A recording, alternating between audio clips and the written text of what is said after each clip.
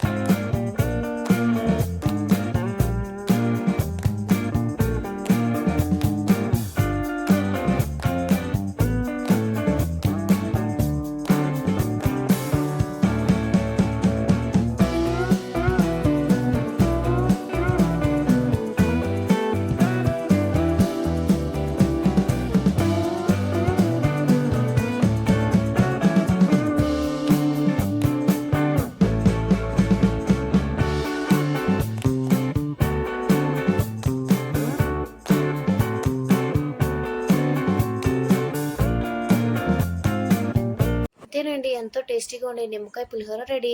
మీకు కనుక నచ్చినట్టయితే మీరు కూడా ట్రై చేసి మీకు ఎలా వచ్చిందో కింద కామెంట్ సెక్షన్లో కామెంట్ చేయండి. ఈ వీడియో కనుక మీకు నచ్చినట్టయితే లైక్ చేయండి, షేర్ చేయండి, సబ్స్క్రైబ్ చేయడం మాత్రం మర్చిపోకండి. Okay, thank you. బాయ్.